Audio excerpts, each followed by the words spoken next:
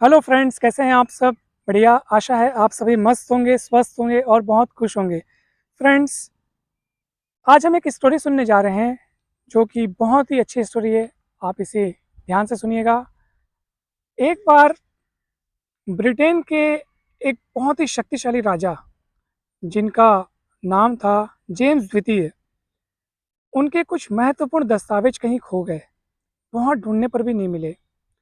राजा ने अपना पूरा समय लगा दिया, अपनी पूरी ऊर्जा लगा दी, लेकिन वो दस्तावेज कहीं मिले नहीं। बहुत महत्वपूर्ण दस्तावेज थे। राजा ने परेशान होकर अपने एक निजी सेवक को बुलाया और उससे पूछा कि क्या वो दस्तावेज तुमने कहीं देखे हैं? सेवक ने कहा, नहीं मालिक, मैं तो उन दस्तावेजों के बारे में कुछ भी नहीं जानता। सेवक के मुख से ये उत्तर सुनकर राजा बहुत क्रोधित हुए और जोरदार एक थप्पड़ उस सेवक को लगा दिया। सेवक बहुत शर्मिंदा हुआ और मालिक के आगे हाथ जोड़कर नतमस्तक होकर बोला, हे मालिक, मैं सच कहता हूँ, मैं उन दस्तावेजों के बारे में कुछ भी नहीं जानता। आप मालिक हैं, आपको अधिकार है मुझे सज़ा देने का। अगर आपको लगता है कि मैं दोषी हूँ, तो आप मुझे दंड दे सकते हैं। राजा ने कहा, ठीक है, तुम जा सकते हो, कोई बात नहीं, तुम जा सकते हो। सेवक वहाँ से चला गया।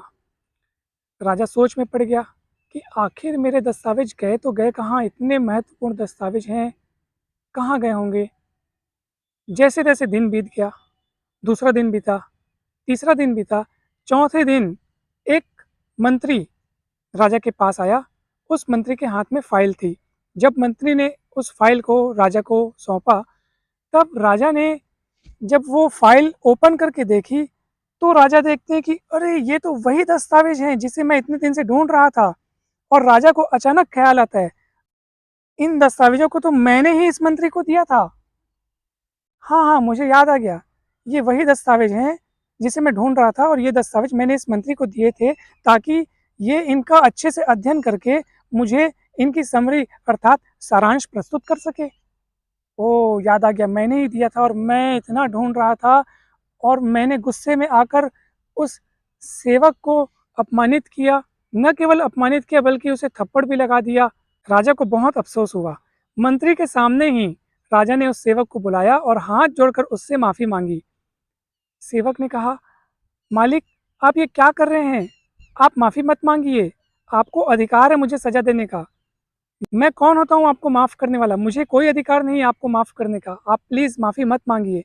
तो राजा ने कहा, नहीं नहीं, मुझसे गलती हुई है तो मुझे माफ़ी मांगने दो, मुझे माफ़ी मांगनी ही चाहिए। तुम कृपा करके मुझे माफ़ कर दो। जैसे तैसे राजा ने जिद करके आखिर सेवक से माफ़ी मंगवा ही ली। सेवक ने भी कह दिया, ठीक है मालिक, मैं आपको माफ़ करता हूँ। दोस्तों, इस कहानी से हमें क्या शिक्षा मिलती है कि चाहे कोई व्यक्ति कितना ही बड़ा क्यों न हो, वो कभी इतना बड़ा हो ही नहीं सकता कि वो माफ़ी न मांग सके। अगर उससे गलती हुई है तो उसको क्षमा मांगनी ही चाहिए। फिर ये नहीं देखना चाहिए कि सामने वाला कौन है, किसके प्रति गलती की गई है, किसका आपने अपमान किया है। नहीं दोस्तों, सामने वाला कौन है ये नहीं देखना चाहिए। आपसे गलती हुई है तो माफ़ी मांगनी ही चाहिए। माफ़ी मांगने से कोई इंसान छोटा नहीं हो जाता। दोस्तों, अगर हमसे गलती हो जाती है तो माफ़ी मांग लेने के बाद हम बहुत हल्का महसूस करते हैं, हमें बहुत अच्छा लगता है। जी हाँ दोस्तों, इसलिए जब भी कभी गलती हो जाए, अगर हमको लगता है कि हाँ, हमसे गलती हुई है, बिना देर किए क्षमा मांग लेनी चाहिए। और क्षमा भी अनमने मन से नहीं, पूरे मन से, बहुत दिल से माफ़ी मांगनी चाहिए ताकि उसके भाव प्रकट हो सकें। अगर हम रूखे-सूखे शब्दों में माफ़ी माँगते हैं तो फिर ये अच्छी बात नहीं है।